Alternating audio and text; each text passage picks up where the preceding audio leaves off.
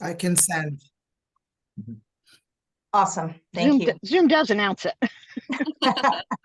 All right, so I'll start. I'm Sue Hawkins, and I'm the director of the School College Work Initiative, which the dual credit program falls under, and academic upgrading here at Durham College. And Meg, go ahead. Hi, everyone. I'm Megan Cornell. I'm the manager of the Academic Upgrading and School College Work Initiative Department. Good morning. I'm Marlene Mullings-Black, and I am the SCWI liaison. And part of my job is to send you guys lots of emails about deadlines and marks, and you're going to get tired of hearing from me, as well as meeting with students to help them with their pathways, hopefully to post-secondary. Thanks, Marlene. Megan, go ahead.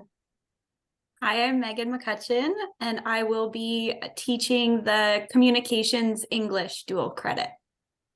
Nice. And Megan taught for us in the academic upgrading program this past May too. She taught an English course for us. So welcome back, Megan. Glad to have you. Chris, go ahead. I'm Chris Nelson, and I am in my second year now teaching with Durham College, and I teach starting a business. Thanks, Chris. And Rachel. So my name is Rachel Conium, and I will be teaching a manicure and nail technology dual credit course. Welcome, Rachel. Rachel was a previous Durham College student that graduated from the program, so she was recommended to us. So we're really glad to have you, Rachel. Thank you. All right, so without further ado, I'm going to try and share my screen. Just give me a minute here. I've had some technical difficulties today, so hopefully everything goes okay. Okay, can everybody see that? I can see it. Yep. Perfect. So just let me, oh, come on. Slideshow.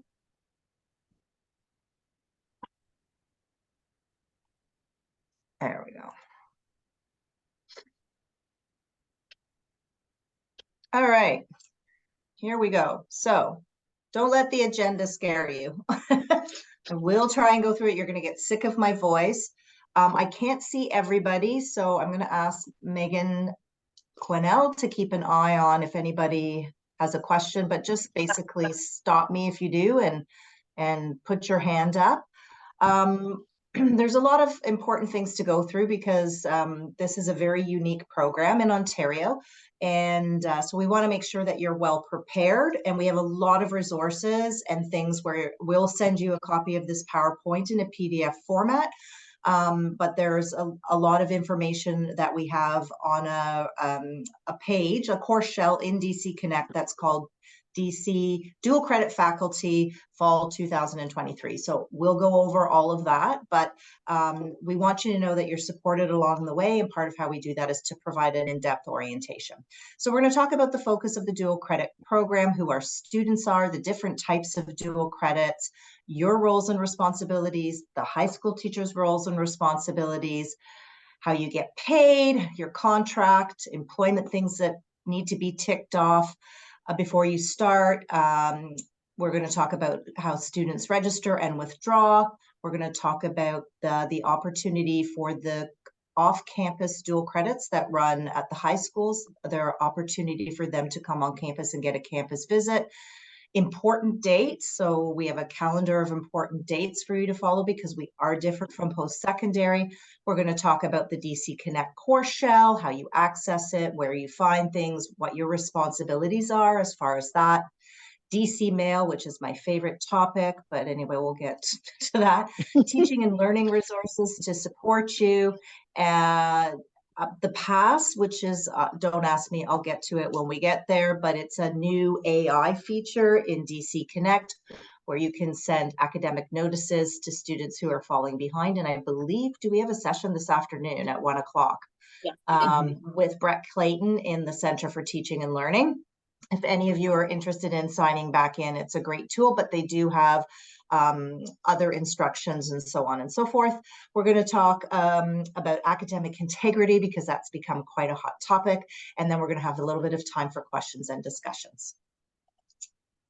All right, so just a little bit about dual credits. And for those of you who have taught for us before, it'll be a little bit of a repetitive, but just to tell you a little bit. So this program began probably the dual credit portion itself was in 1997, but prior to that, the Ministry of Labor and the Ministry of Education got together and decided that they needed to make high schools, guidance counselors, high school administrators more aware of the opportunities that were available at college.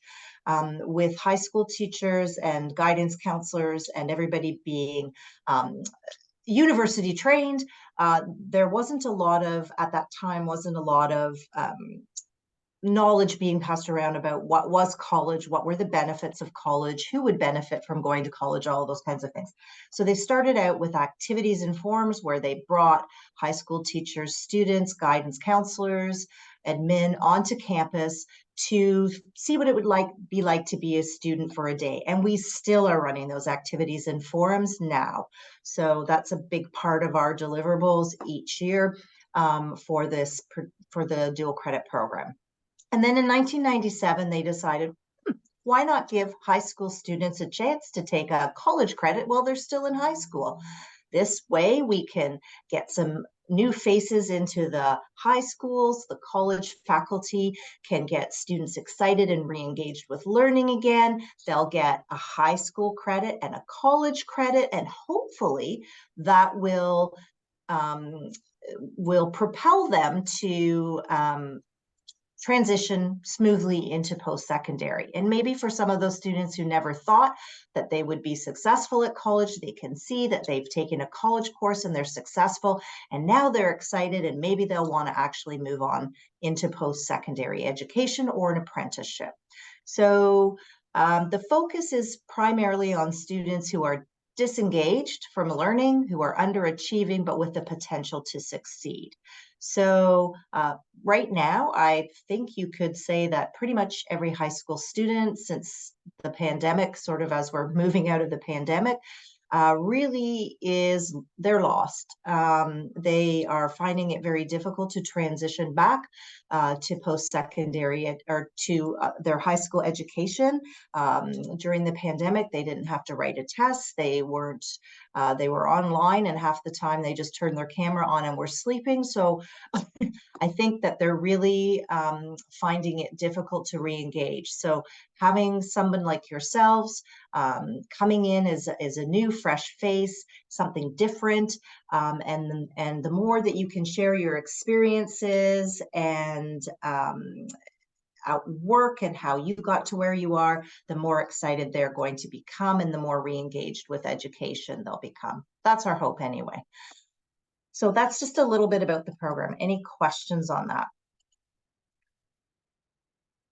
Okay, so there's a couple of different types of dual credits.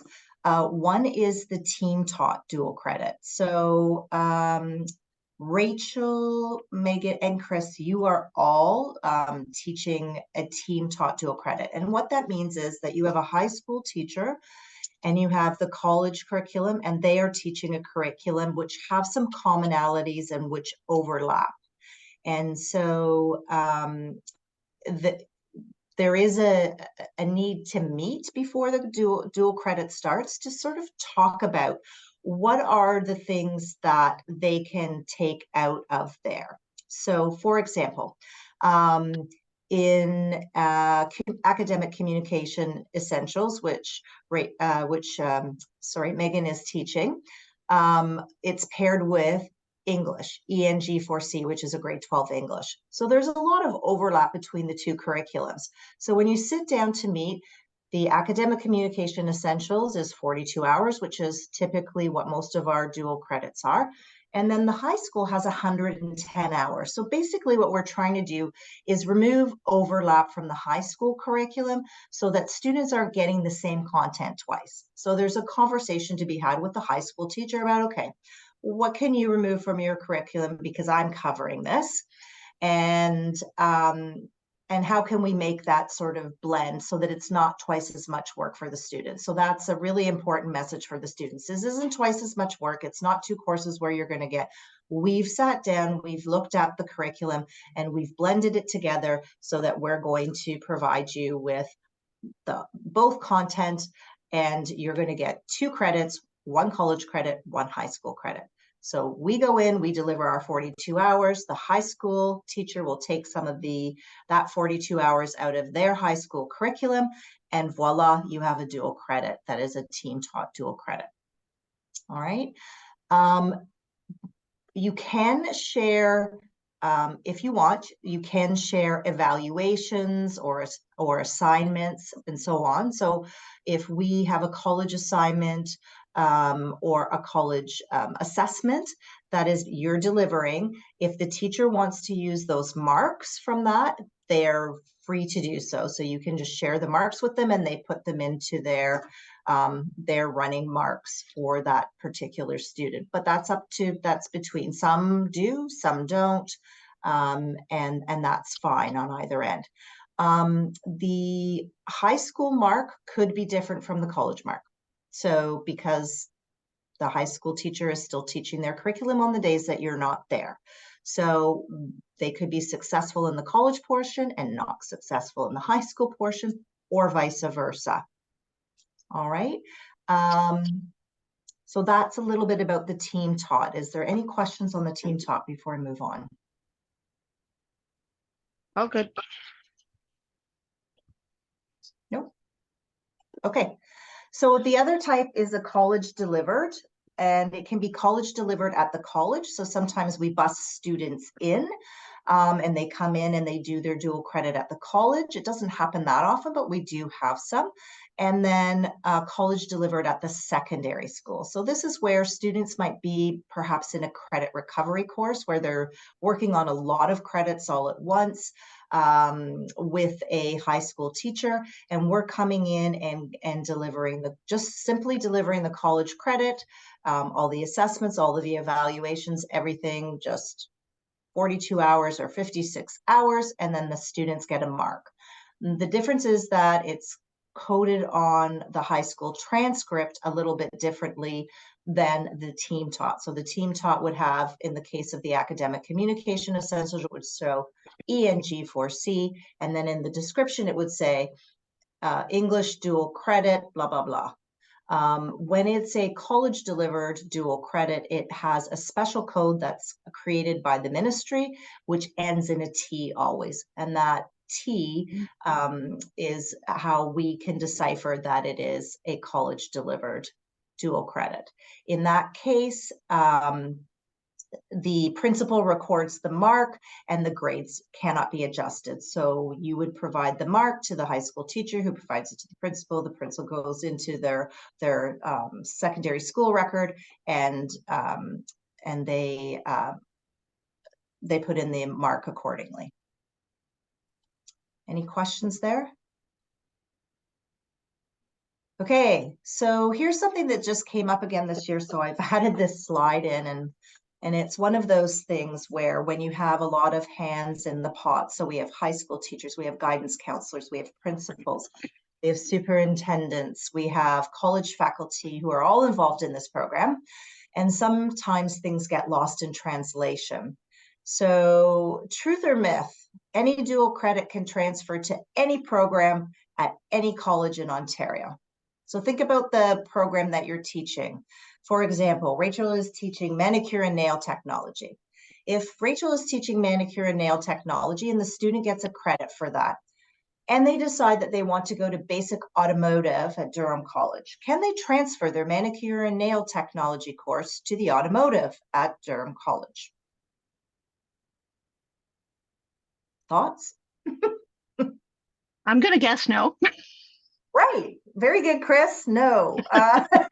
So there is transferability and portability if it is in the same. So there is a sort of a myth out there that some of the high school teachers and possibly guidance, etc., and college faculty have propagated that it can go as a general elective onto any program at any college in Ontario.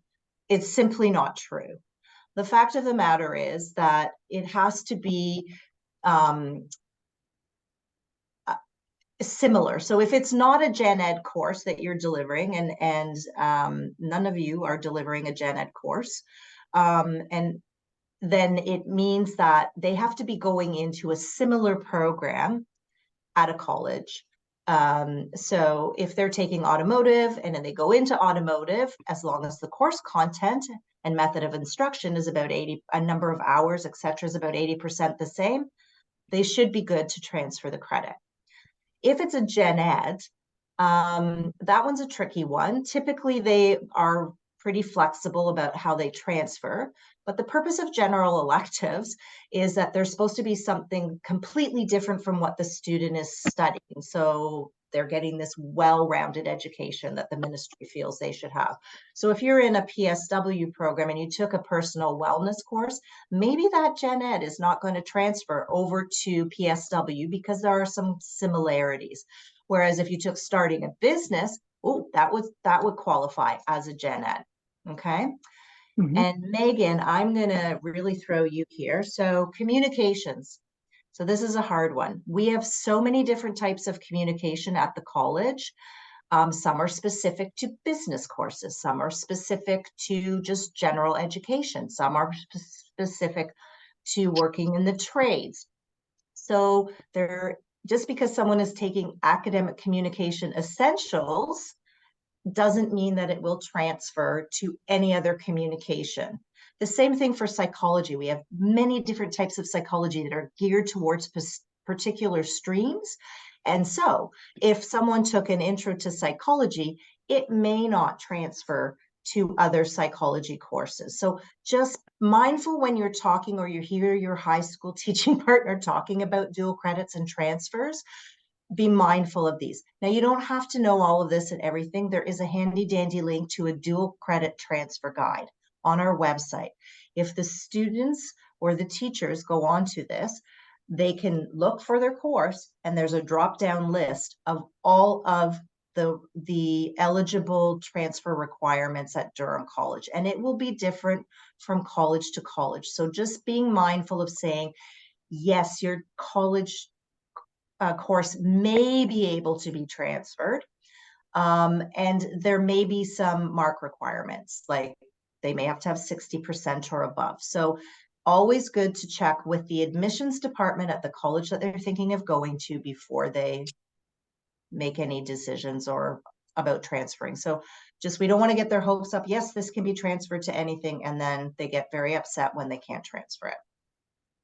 Okay, any questions on that? All right, just a little bit about roles and responsibilities. Again, we sort of talked about this. It is our responsibility, your responsibility, to deliver the content and meet the learning outcomes that are outlined on your course outline. That is very important. But the bigger piece of it, I feel, for this program is that these are still high school students. We're delivering a college curriculum to them. We need to gently transition them into all those pieces of being a post-secondary student. So just keep in mind, and we need to get them, we want to tell them about it. Yeah, if you were in high school and you didn't hand, or in college and you didn't hand in this assignment, you're going to get 0, or you're going to lose 5 or 10% a day, whatever your course outline says. So maybe I'll give you this one-time free pass, but the next time that you don't hand an assignment in, you're going to start losing marks, or it's not going to be, or you missed this test. Well, you didn't let me know. So typically that would be a 0 unless you can bring me in a doctor's note. So all of those kinds of things that are expectations in college, it's great for us to tell them about, but we don't want to scare them off. We want to kind of gently transition them into this. So I think the bigger piece is really focusing on making those connections and building those relationships so that there's that trust and sharing your experiences and how did you get to where you were. For example, Chris, you were talking about your education, but here this is how I got to where I am. This is what I do. This was my experience. This is what I deal with day to day in my job. These are the things I like about it. These are the things I don't like about it. So all of those kinds of things are really important to share with the students. Still have to deliver the curriculum, but I always feel like I want to say that this is an important piece of this particular program. Okay, so now we're on to the really riveting stuff, contracts, payments, and employment information. So contracts are, for the most part, ready to go with HR. They just have to create them. And at this time of year, as you can imagine, they have a lot of contracts to go through. So don't be alarmed if you don't get the contract by the time you start. As I say, we've got the information ready there. Payroll has your information, you will get paid. Your contract will be emailed to you for your digital signature, and then you email it back to HR. We don't need to see a copy, it just needs to go to HR. You should have already received, if you're a new faculty, you should have received from Megan the direct deposit forms, the CRA TD1 forms. With that, you should have received a schedule that outlines when you're going to get paid. So it's a bi-weekly pay. And then, and if you haven't already filled those out, I would encourage you to get those in. Issuing a check is not something that payroll really wants to do. They will do it, but it is more difficult. It's better if you can get the direct deposit set up. And in cases of mileage, we do pay mileage for those of you who are teaching at high schools. Mileage is paid, and the mileage is paid from the typically from the college campus to the high school, or your home to the high school, whichever is closest. Currently, the college is paying 68 cents a kilometer. So that's what you'll be reimbursed. And there's no need for you to figure this out. Cheryl goes in and twice during the semester, she will submit your mileage. So we know if you're teaching going twice a week, and it's a 42-hour course over 14 weeks, that you're going twice a week. So it's 28 trips. We look up the mileage and then we calculate that for you. So that will be done in mid-semester, and then at the end of the semester, you can expect a payment. Any questions on the contracts, payroll? Okay, so before you begin, things that you should think about doing, and I'm going to show you a checklist that you can access later, but sign and return your contract to HR once you get it. Make sure you've got your payroll set up. Make sure you connect with your high school teaching partner. If you have, we need to talk about the days of the week, how the curriculum is going to align. If you need, if your program, Rachel, such as yours does, requires some supplies, you know, once you've got your plan of action set up, what kind of supplies are you going to need? And then you can connect with Cheryl and get those ordered. If you haven't already completed your vulnerable sector check, you'll need to do that. If you had a previous vulnerable sector check with us, then you just need to sign the declaration and get it into us saying that nothing has changed. Make sure that you can access the network, that you've set up your Outlook email account.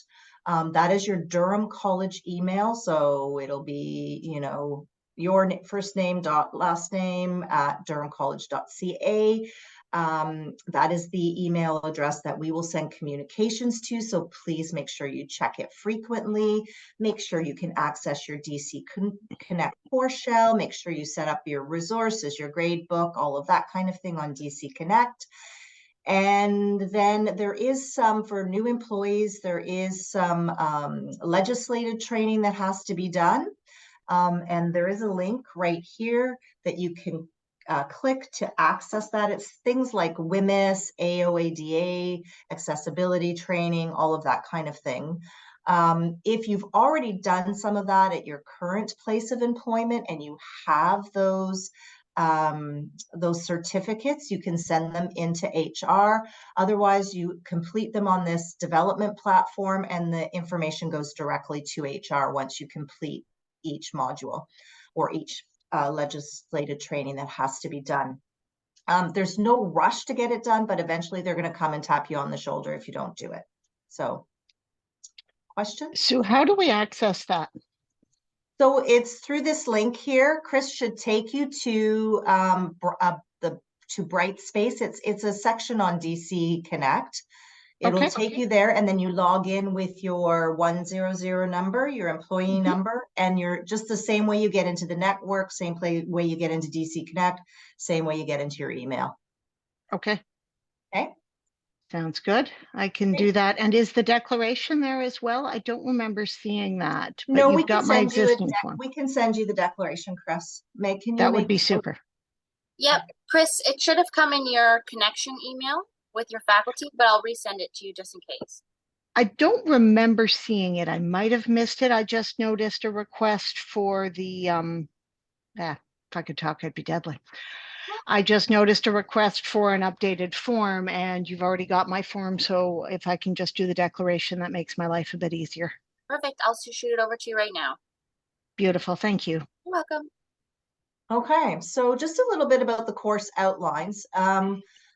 I think we have most of them now for everybody that's here, but there are some that are still outstanding. So when you get your updated course outline, just a few things for you to sort of pay attention to. So the course outline obviously talks about the course learning outcomes. It has a section on your how you are to assess and evaluate, and it has a suggested learning plan with a sequence of learning for each week. So none of that was sort of, none of those things can be changed. The outcomes, we can't change the outcomes. We can't change the assessment and evaluations. Teaching sequence a little bit, yes, we can, and I'll go into that a little bit more. So, but there are some areas that you can change. So you can change the instructor name, the contact information, office locations, resources and things like that. If you want to add them, you can, but you can simply put that in your course shell as well.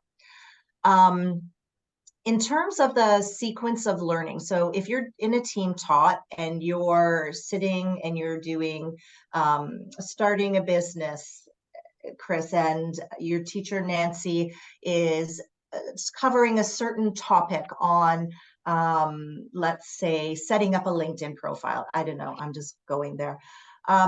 So how, if hers is being taught in week 7 and yours is scheduled for week 3, and it makes sense for you to move yours to week 7, you can go ahead and do that if it makes sense. So, you know, typically the learning each week is scaffolded. Sometimes it's not. Sometimes you could jump around. So if it makes sense to align that so that you're both covering the same sort of topic at the same time frame, please feel free to do that. But everything else should stay as is. There is a little bit of flexibility within the assessment and evaluation, and I really need to change this picture because it's not a good one. But let's say that you had, let's say that this was a test for 20%. All right, the weighting is at 20%. If you wanted to chunk that into 2 pieces, so 2 tests of 10% each, you can do that. What you can't do is change this to 10 and leave it, or change it to 30 and leave it. These weightings need to remain the same, but within them, if you had an assignment and you wanted to do some smaller assignments, or you had a quiz, like it says 3 quizzes, but you wanted to do 5 quizzes, and it adds up to the same weighting, you can make those changes. Make sense to everybody? Mm-hmm. Any questions? Okay. All right, student registrations. So it is the responsibility of the high school teacher to make sure that the students register. I will say that sometimes you will get to class on your first day and the teacher will say, are you going to do registrations with the students? It's not your responsibility, but sometimes they haven't fallen that way. They receive this information. So we will continue to encourage them to register. Marlene will send emails saying to them, make sure you get online and register your students at Earn Dual Credits. They have step-by-step instructions on how to do it. And so those registrations, typically the students, some do them sometimes the guidance counselors do them, sometimes the teachers do them. It depends on the high school and the school board. they would come through into a database, and then poor Marlene and some of our support team have to manually enter all of the information that comes in. So picture that we are receiving sporadically in the first 2 weeks of your dual credit, over 800 registrations, which we're manually processing. So keep in mind, there could very well be a delay before your class list gets populated in DC Connect. So if you don't see any students, please don't panic.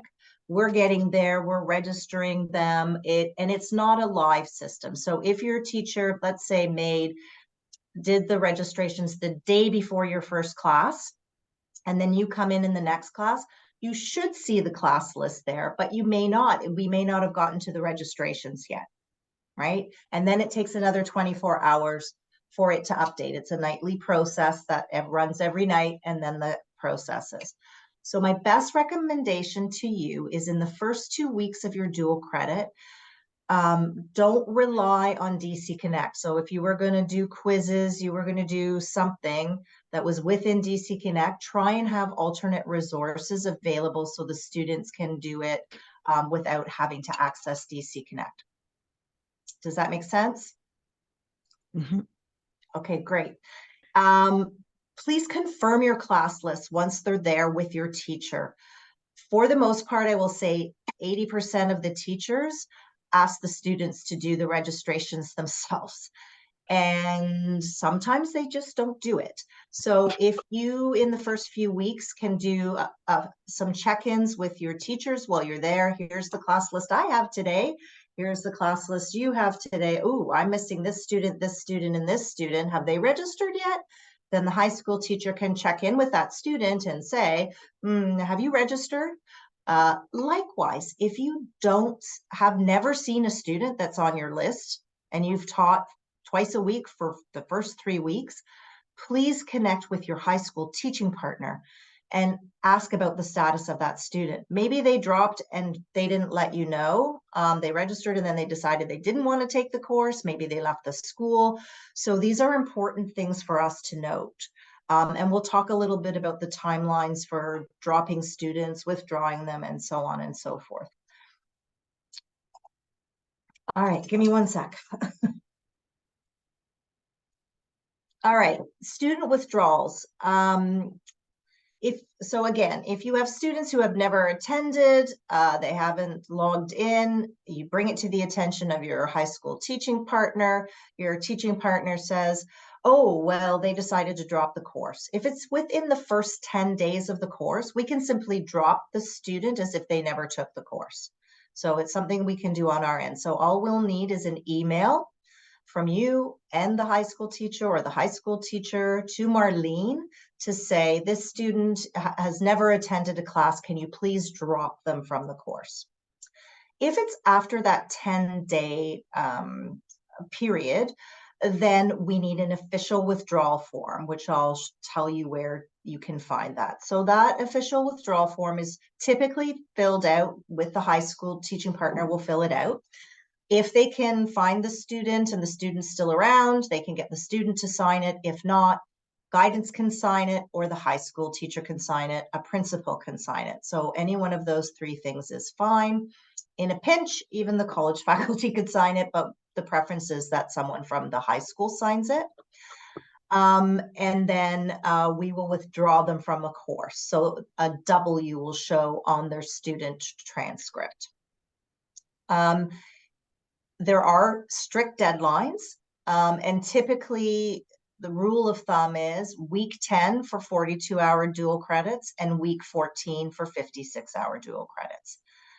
If we receive the withdrawals by the deadline, on or before the deadline, then the student will see that W on the college transcript. If we receive it after the deadline and there's really no reason why, this is what happened, the student will receive the mark that's on at that point in time. So if they have a 0, they're going to get a 0 on their transcript. If they have a 23, they're getting a 23 on their college transcript. We try to avoid this wherever possible, but it is not good practice for us to go back in and backdate these withdrawals. So the preference is that if you know that the student hasn't shown up or you haven't seen them or there's students with zeros on your DC Connect in your grade screen, please talk to your high school teaching partner and let's get those withdrawal forms in by the deadline. So this is critical for us. Simply not attending does not constitute withdrawal. Okay. Any questions on that? No, I don't see any questions, Sue, but you're kind of reverberating in a strange way. I'm not sure if you. Hi. Yeah.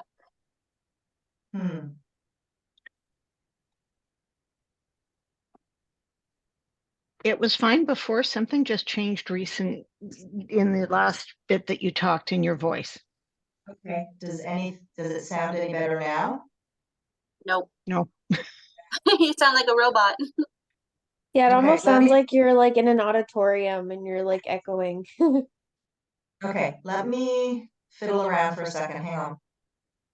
I'm gonna have to get out of the slide.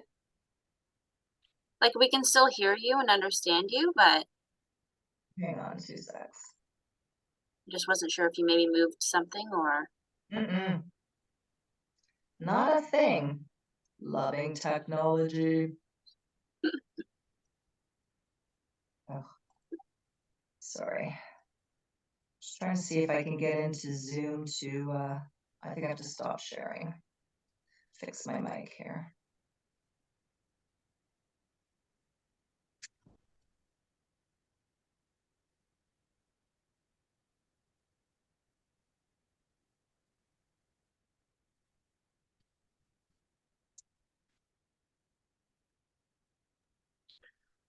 Does that sound any better?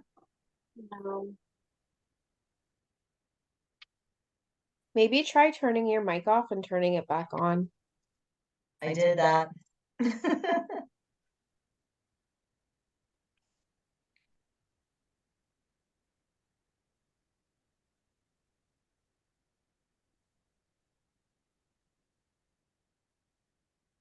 How about now? Yes, perfect. Better? Yep. Okay. Everyone, sorry about that. All right, let me go back to the presentation and hopefully that doesn't, oops. All right, are we there? Yeah, you're still sounding good, Sue. Okay, good. I hope nothing, I didn't do anything, so I don't know what happened. All right, thank you for letting me know. Okay, so we don't, unlike post-secondary, we don't have to submit midterm marks. And I will tell you that because you are a part-time faculty at the college, sometimes the school offices will send out communications to our part-time faculty in error. They're supposed to filter ours out, but sometimes that doesn't happen. So sometimes you might get an email that says your midterm marks are due and please export them to banner by this date. And you're going, well, wait a minute, we just started. I don't have any midterm marks. Generally, it's an error. If you're not sure, just reach out to Marlene or Megan or myself, Cheryl, and we'll let you know if it's an actual date. But we have very specific dates and a calendar, which I'm going to show you, and Marlene will be reminding you every time when your stuff is due. So if it seems odd to you, then just reach out to us. But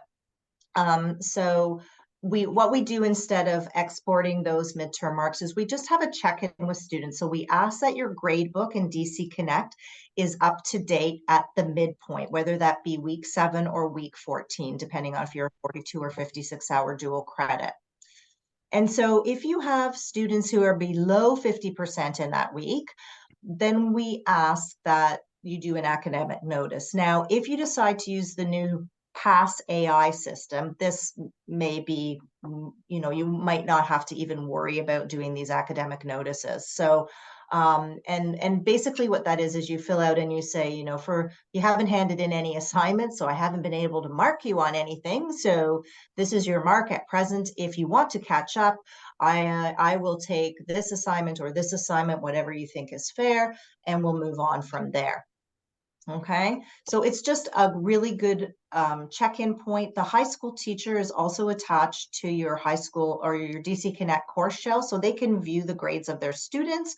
And so, but just, you know, having a conversation with them to say X, Y, Z, these students are not, you know, they haven't handed anything in. I can't mark them. I'm willing to take some assignments with a deduction, or I'm willing to take the assignments for another week, but that's it. Whatever it is that you decide, that needs to be communicated. Final grades are due 5 business days after the last day of your dual credit. So whenever your last class is, 5 business days after that, we'll want to see your final marks in. If they're not there, you'll get an email from Marlene reminding you that they're due.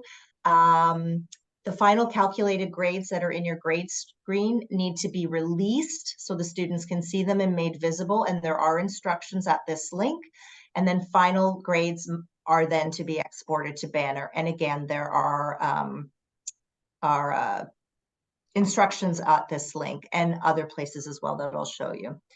So new this semester is that Cheryl is going to be reaching out to all of you. I think she already has, to request your cell phone numbers. And the reason for this is we are using a texting or an SMS system called Red Oxygen.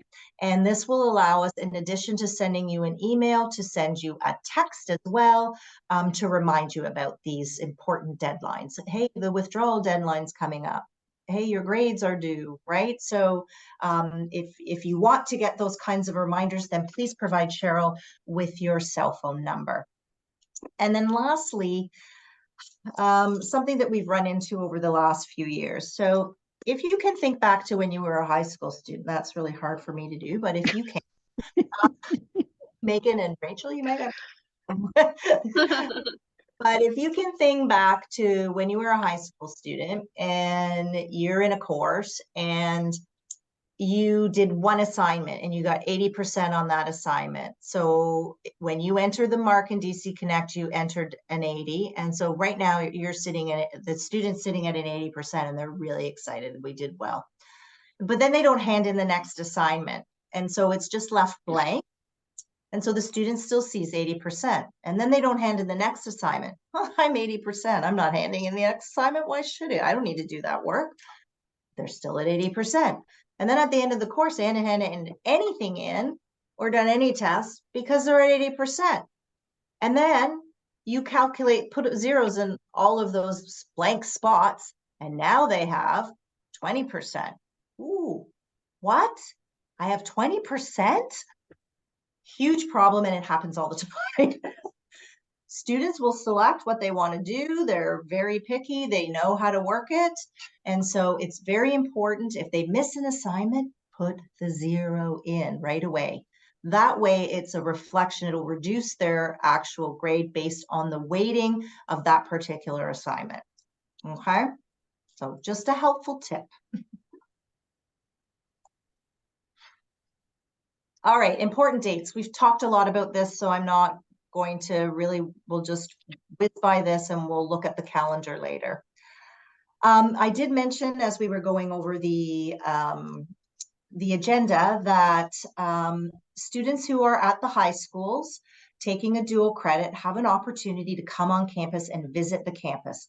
This is a great opportunity for the students to sort of get onto the campus. They can learn a little bit more about the programs that are offered, the type of facilities that are here.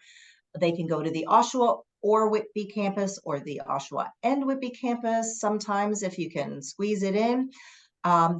This is all done through Eventbrite. We have already got dates posted for our recruitment specialists. So this link here is an Eventbrite link. You can go on there with your high school teaching partner. You can take a look at the dates that are available, and hopefully you can find one that works for you to come on campus with the students. They also get a meal card so they can have lunch. So there is a presentation that occurs, and a recruitment presentation, a tour of the campus, and then they can have lunch anywhere on campus that they want with the meal card. So it gives them a chance to do some exploring on their own. It's usually between 10 and 1, I believe. Is that correct, Marlene? It's 10 and 12.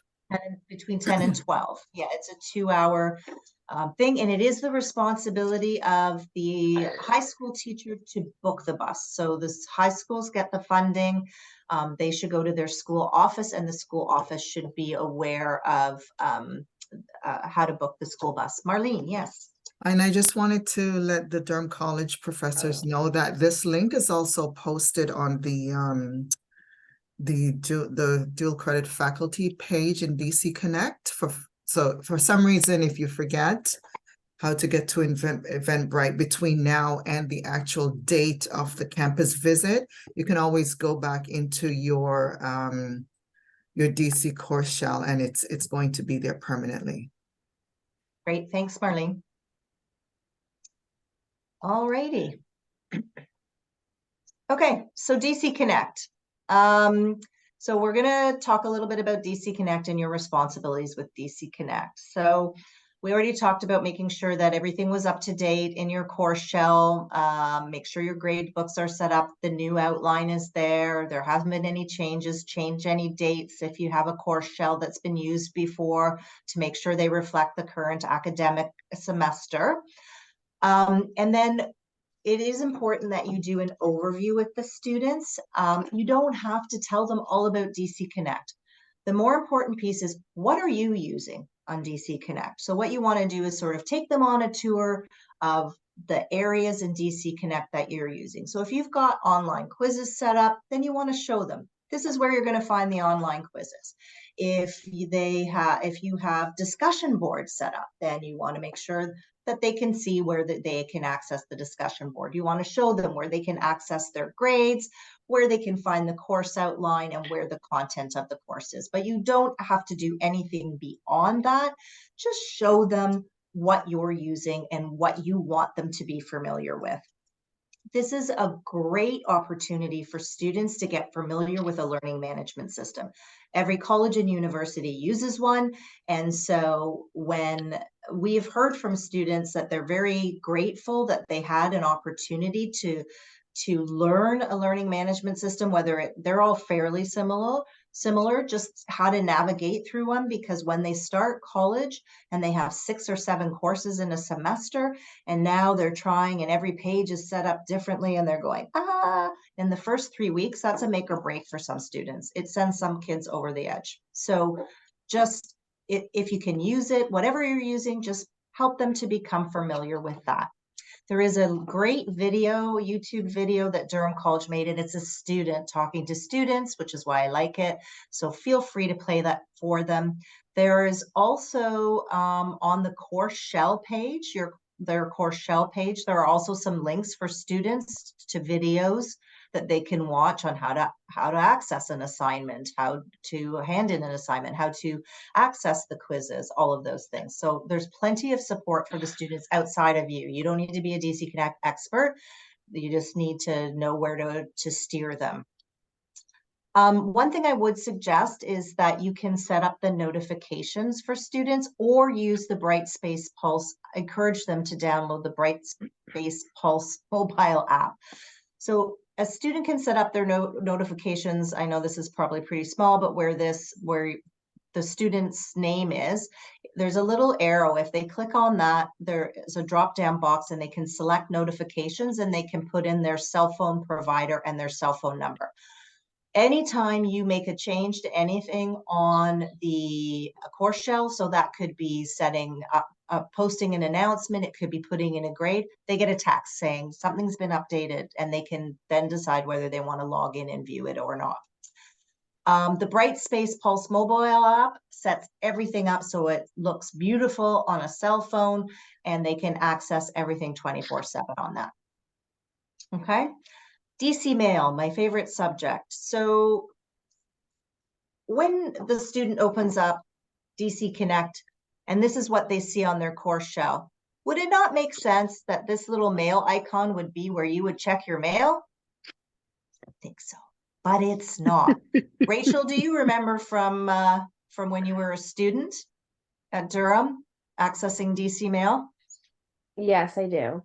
Yeah, so this is just a notification. It's not where you get the mail. So we always get students going, well, I didn't get any mail. So if you're using DC Mail, because it's super convenient, you can target all of your students all at once. This is not where they check it. So we're going to go over where they check it in a second. So just, it's an outside link. All right, so I'm going to stop sharing now, and I'm going to actually take you through some stuff on DC Connect. So give me a minute. I just have a question. Yes. So I just received my course outline a couple days ago, and like in my DC Connect, I'm still not showing like any content from like this course that was previously taught. So I don't I'm really trying like to have get some for you, Rachel. okay. Yeah, I got in touch with Rachel Authors, but she hasn't gotten back to me yet. So thanks for the reminder. I'll reach out to her again today. I'm trying to see if there's someone who has a course shell, or if they have what we call a sandbox, which is sort of a general shell that's set up that they can give you access to it. I Yeah, haven't because heard from that's her. what I was like when I went to like the training, I created like my own little sandbox. So I have the Yeah. sandbox that has like all the template, like all the blank stuff. So I'm like, should I just copy that over? But then I Yeah. don't want to. No, I'm still trying to get you that. Let me just make a note to reach back out to Rachel. They just, faculty just came back this week, so she might be up to her eyeballs, but I'll reach out to her again today and Okay. ask if she can set you up. And then I was also asking her if she had sort of a kit list of the materials that they use in the kit. Now, it may be a bit excessive for our dual credit because they're only doing one course in manicure and nail, but again, I'm Yeah, that was working on another that. question of mine too. So Yeah, I okay. figured it would be. Yeah, so Okay. we're working on that for you.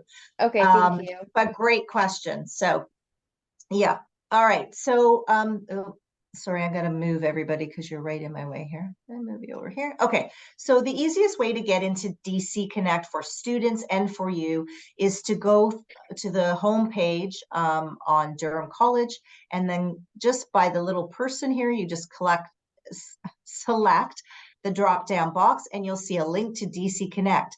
Here you will also see a link to DC Mail. Am I sounding weird again? No, Okay, Meg, I thought you were Sorry, tapping the your top, ear. no, the top of my ear was itchy. Okay. So yeah, so here also is the link to DC Mail for the students. So this is where they should go. And when they click on this link, it's going to, I don't have access, so it's going to take them to a page, and it's going to ask them for their student ID and their password, the same one that they use to get into DC Connect. The screen looks exactly the same. So we'll just go to the DC Connect screen so you can see what that looks like.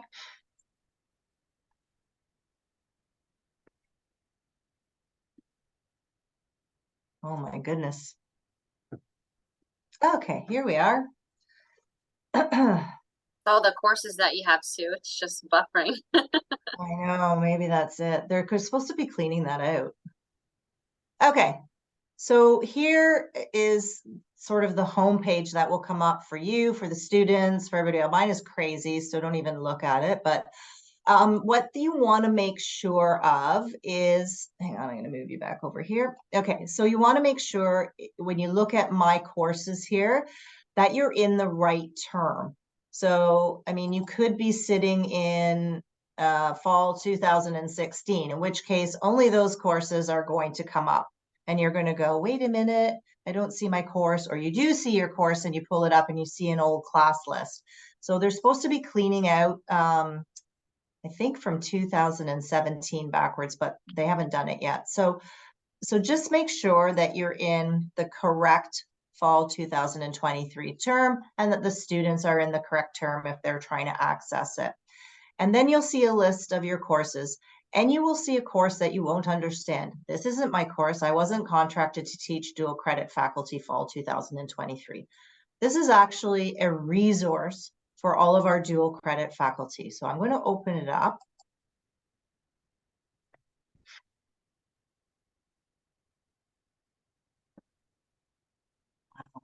Okay, here we are. Okay, so you're going to see some announcements on here already. Welcome to the dual credit program. And if you want to see me with short hair and you're curious, you can actually do this video here. Quite funny.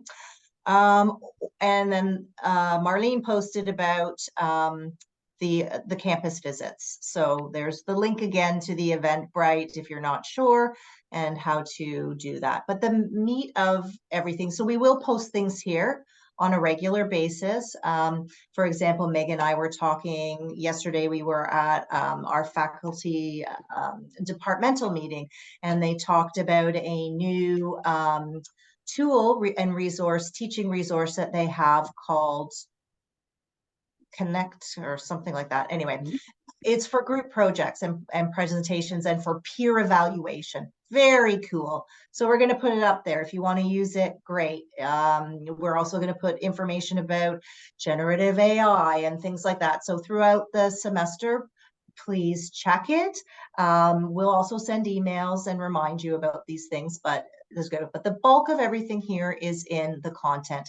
And I'm not going to go through everything, but I'm going to highlight a few things. I'm going to leave it up to you to sort of at your leisure go through this. And this is my view, so it kind of looks weird, but basically there's a welcome with the welcome video, information on your Outlook email account, how to open it and get there. There's a Pathways for Success brochure that has a lot of information about the dual credit program. You may want to share that with your students electronically. It's still valid. There's no specific dates in the brochure, so this might be something you want to download and share with your students because it has a lot of great information on it. Before you get started, here is the new employee checklist for faculty that I talked about. And I'm going to open this just so I can show it to you.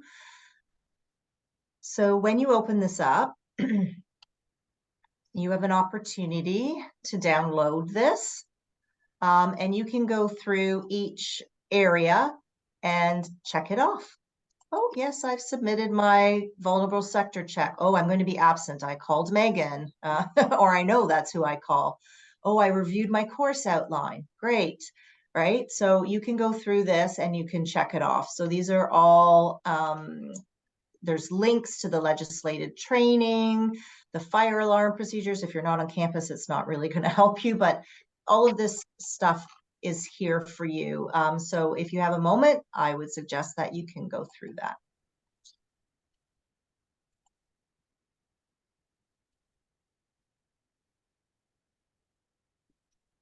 Okay. Sorry, where was that form located? So it's under Getting Started.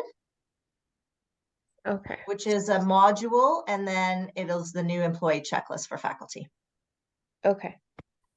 And then also under there is information on your roles and responsibility as it pertains to communicating with parents and guardians. You do not, or nor should you ever communicate with a parent or guardian. If for some reason they get your email from their child and they reach out to you, please, when you're team teaching, just send that right to your high school teacher.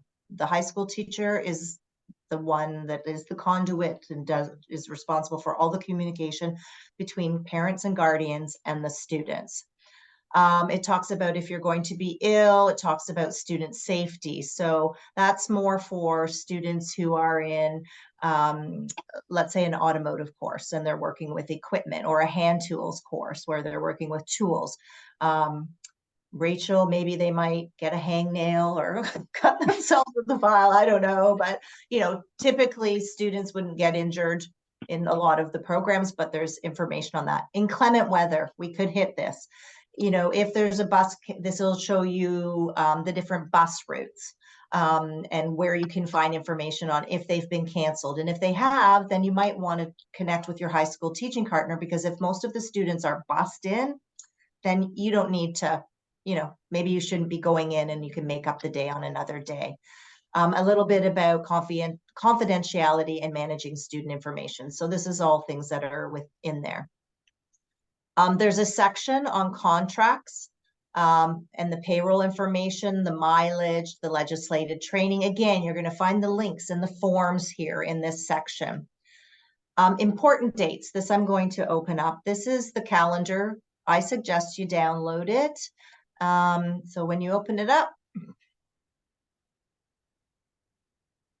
These are our specific dates because we run on the high school calendar dates. So for example, this is the first week of classes for most 42-hour dual credits. If you're teaching a 56, then you'll be in green.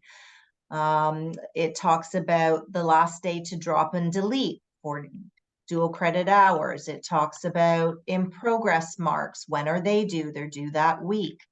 It will talk about PA days, holidays, last day for students to withdraw. So this is sort of like your guide to all things dual credit.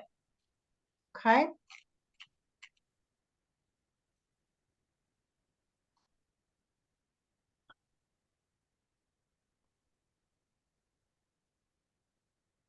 All right.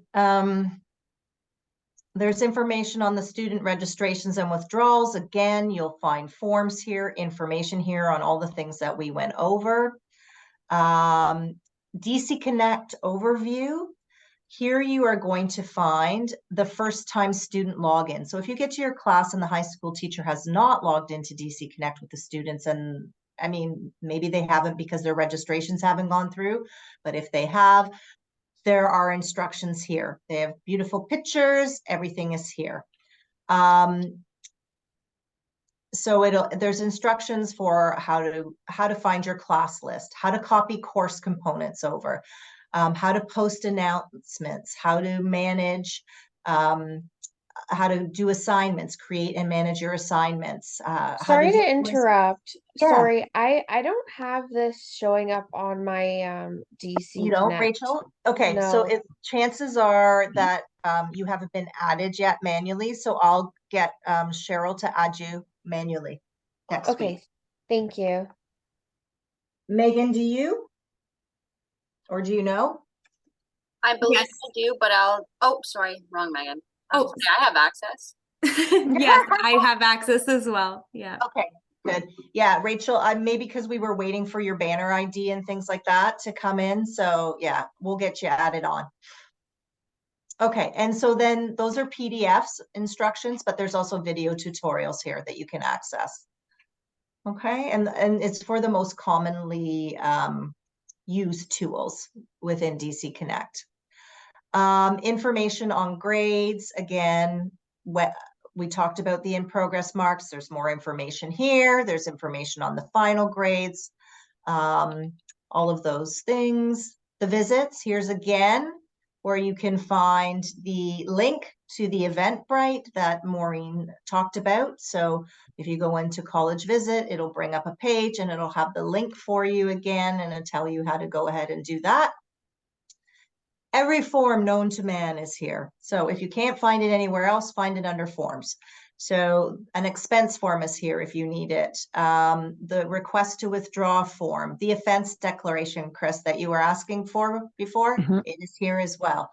Academic notice form that we talked about. If you need a grade change form, if a direct deposit form, the CRA TD1 form. Here is the academic contract biweekly is the pay schedule till the end of 2023. How to set up and get in to your ADP Workforce Now. That's where you'll find all your pay information. So if you want to go and see a breakdown of how much tax you're paying and so on and so forth, that will be there.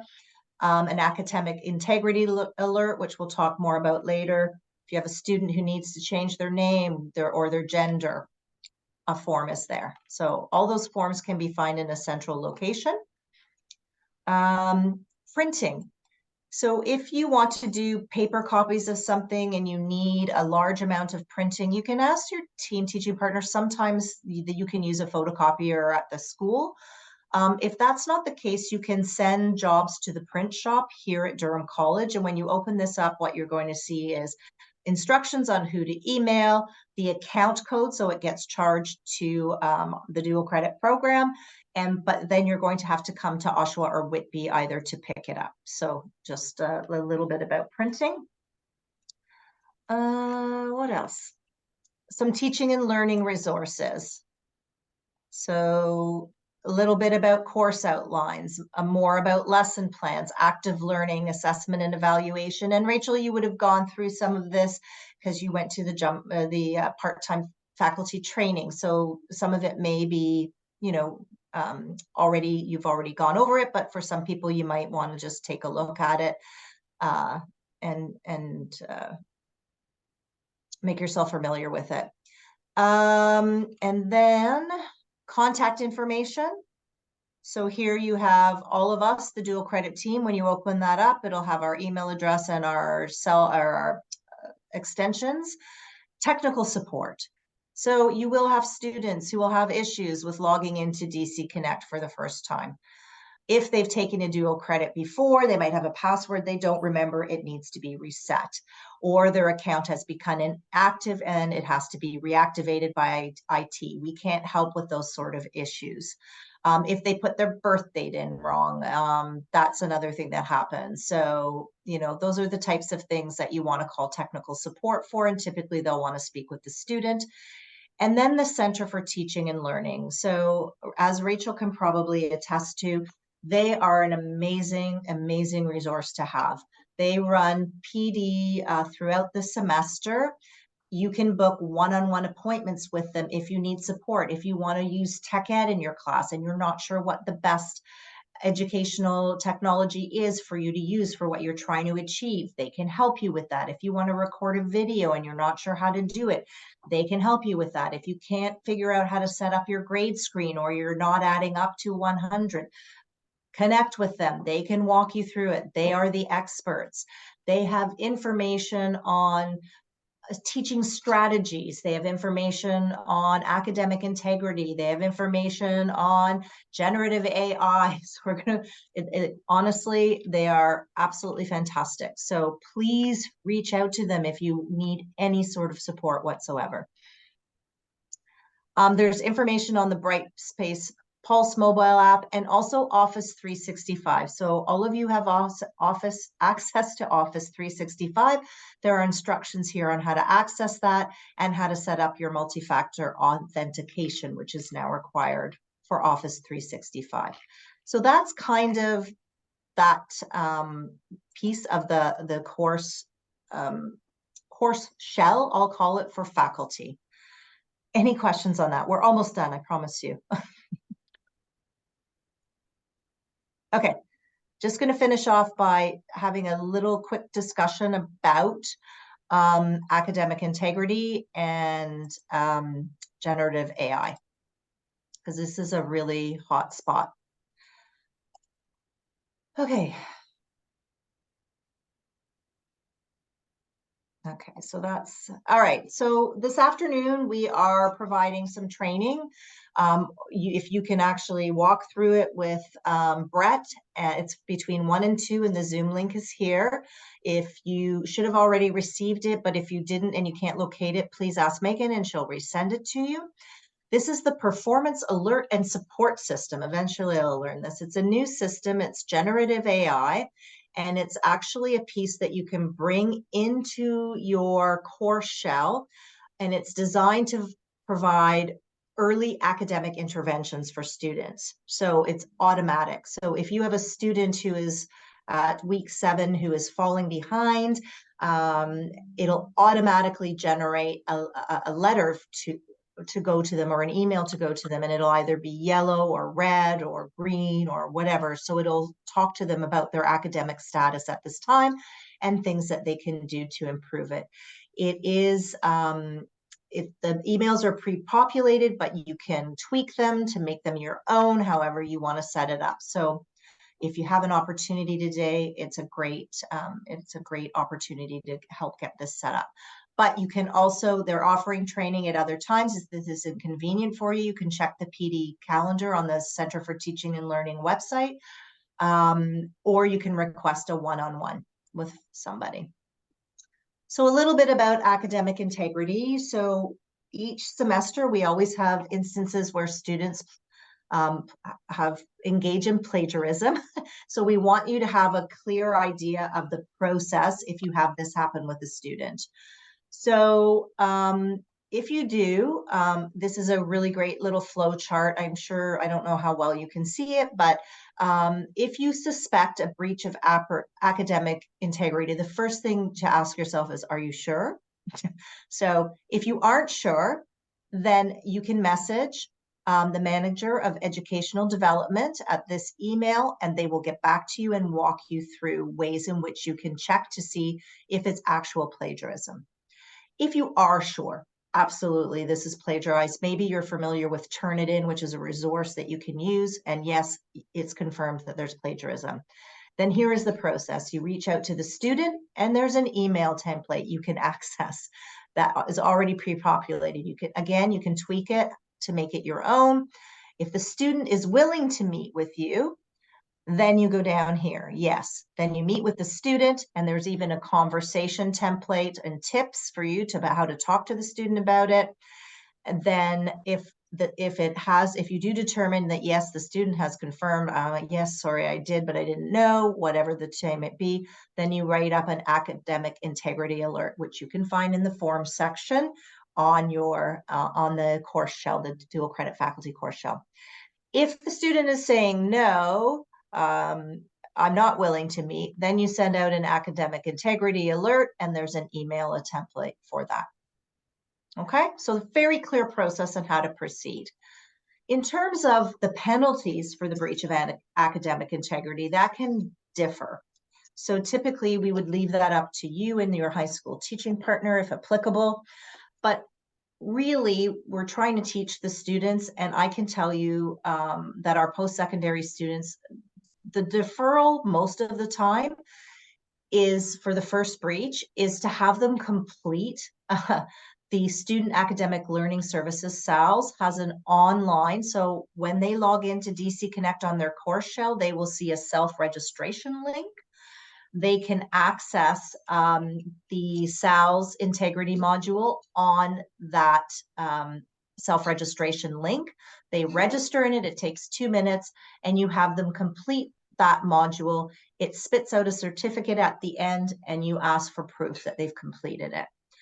So that's one way to do it. Another is to do that and ask them to repeat the original assessment or an alternative assessment. So you give them something slightly different or ask them to do it again. Or you can, and that's the way we generally like to go. Let's make this a teaching moment. Let's have them do this, and we'll move forward. I've never seen it happen again after we do this. But if it did, then you would look at doing, okay, you've got a 0. That's it, done. And now you're on an academic performance contract. And then if it happened a third time, probably removal from course. Okay, so there's sort of a progression there for you. Questions on that at all? There are links here to the Academic Integrity webpage, which is on the Center for Teaching and Learning website. The flow chart and email templates and discussion guide, the link is there, so you can access that. Turnitin support, so if you need to use Turnitin because you're not sure if there's been a breach, information and instructions there. There are some student resources that you may want to share with your students, and then there is the integrity policy if you want to read it. Okay, and finally, we need to talk about generative AI, and actually the website went live 2 days ago. It's on the Center for Teaching and Learning site, and this is the link to it. It's got some fabulous information. The thing that I took away from yesterday is that students are going to use this whether we like it or not. It's like the internet or a calculator used to be. It's here and it's here to stay, and we have to make it work.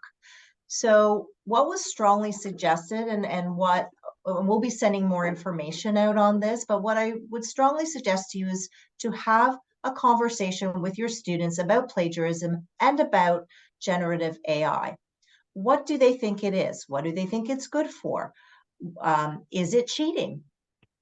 What do they consider cheating, right? Have those really frank conversations with them, and then take a look at how might you be able to use this in your classroom as a learning tool, because there are some really great ideas that we heard from faculty yesterday about how they use this in assignments even.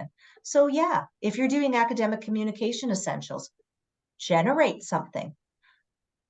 Teach them how to do good prompts, not terrible prompts. Teach them how to look at this and say, is this good information or is this not good information? Is it genuine? Does it have feelings? Is it like me? Because you can tell when somebody sends something in that they didn't write if you know the student. So these are all points of conversation that you could have. So this website has a ton of resources and ways in which you can incorporate this into your teaching and learning. So I would strongly recommend that you go and take a look at it and have those conversations with your students. And finally, how to get in touch with us and for what. So that's it for me. Meg or Marlene, is there anything I missed? And I'll open it up now to that and any questions that anybody might have. No, I think you covered everything quite nicely. Yep, I agree, Sue. And just a reminder, please don't panic. We'll send the recording and the PowerPoint out after that, you can access all the links. Yeah, the PowerPoint's too large, so it'll come out in a PDF format, but the links will work. And then Rachel, I'm going to make sure that you get added to the dual credit faculty course shell, and I will follow up with Rachel authors today to see if we can get you set up with that course shell. All right. If at any time any of you have any questions or need anything, I know there was a lot of information today, but as I said, that the dual credit faculty course shell sort of mirrors the orientation. So if you're not sure, check there. If you can't find it there, reach out to us. Along the way, if you have any questions, feel free. Don't forget that there's a ton of support with the Center for Teaching and Learning if you need it. And we're always here to support you as well. And we're just looking forward to having a fantastic semester. And thank you for teaching a dual credit with us.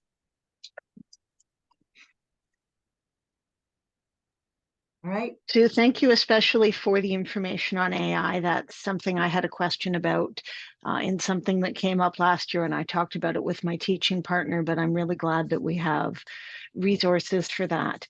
The site is fantastic, Chris, and your high school teaching partner can access it through the Durham College site. It's not, I don't think it's not password protected or anything. It's just general information that's out there, because I'm not sure that the high schools are as far ahead as we are. And we've got sort of a policy that's listed there as well, a general policy on AI. Some faculty may choose to use it in the class, some may not, some may forbid it. That's really up to you and your teaching partners, but it's here and we have to address it. And I think it's important to have those conversations with the students, because I don't think they understand the purpose of it or how it could. The interesting thing yesterday was they were talking about how it can really benefit critical thinking if you approach it properly with the students. Excellent, thank you. Will the past training this afternoon be recorded, or if we can't attend, is there? It will be recorded. Okay, super, thank you. And we'll post it. I think we will be able to post the recording on the dual credit faculty announcement page. So it will just live there for access. Beautiful. Thank you. That's terrific.